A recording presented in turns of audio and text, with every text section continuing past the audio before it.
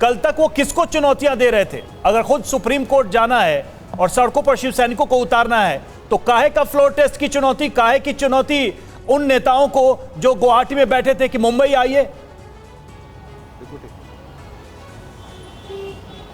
देखिए, उनको ये शिवसेना को एकदम क्लियर है, इसमें उनको कोई डाउट नहीं है कि विधायक उनके हाथ से निकल चुके हैं। इसीलिए उद्धव ठाकरे उनसे भावनात्मक अपील कर रहे हैं। कोशिश ये है कि जो काडर है, उनको अभी भी लगता है शिवसेना को कि काडर उनके साथ है, और उसी काडर को लगातार ये इमोशनल मैसेज दिए जा रहे हैं। और उन विधायकों को से जिस अंदाज में बातें की जा रही हैं और काडर को जिस अंदाज में एड्रेस किया गया है, उन दोनों में टोटली विरोधाभास है। बिल्कुल। अभिषेक, अखिलेश भी हमारे साथ मुंबई से जुड़े हुए। अखिलेश, सुप्रीम कोर्ट का दरवाजा खटखटाने की प्लानिंग में इस वक्त शिवसेना, उद्धव ठाकरे, संजय राउत ने बयान भी दे दिया है। ये तो सीधे तौर पर यही बताता है कि उन्हें अब समझ में आ गया है कि उनके पास पर्याप्त विधायक है नहीं, अब उनकी सरकार रह नहीं सकती है। तो अब आगे किन विकल्पों की तरफ आगे बढ़ते हुए उद्धव ठाकरे नजर आ रहे हैं?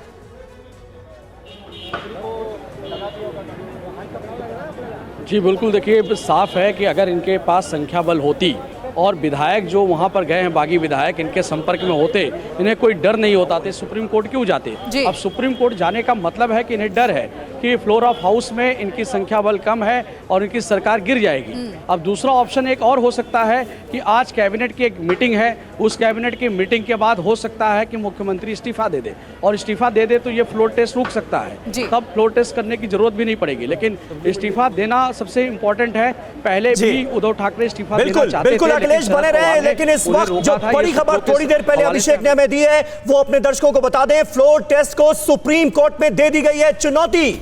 शिवसेना ने सुप्रीम कोर्ट का रुख किया है और फ्लोर टेस्ट का जो आदेश जारी किया गया है राजभवन की तरफ से, उसे चैलेंज किया गया है। फ्लोर टेस्ट को सुप्रीम कोर्ट में चुनौती दी गई है। शिवसेना ने सुप्रीम कोर्ट का किया है रुख।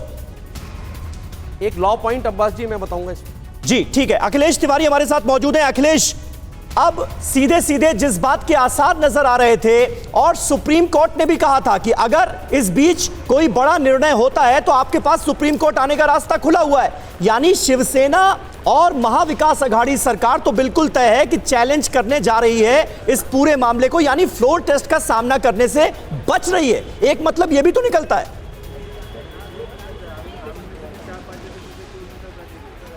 जी बिल्कुल, वो फ्लोर टेस्ट में जाना नहीं चाहते, इसीलिए वो कोर्ट में गए हैं कि शायद उन्हें स्टे मिल जाए। और उसके बाद जिस तरह से 11 तारीख तक बागी विधायकों को राहत मिली थी, और अगर इतना समय इन्हें भी मिल जाता है तो हो सकता है कुछ विधायक कोई अपनी तरफ कर ले, क्योंकि इन्होंने इमोशनल जो कार्ड खेला था उसमें भी वो विधायक पसीजे नहीं।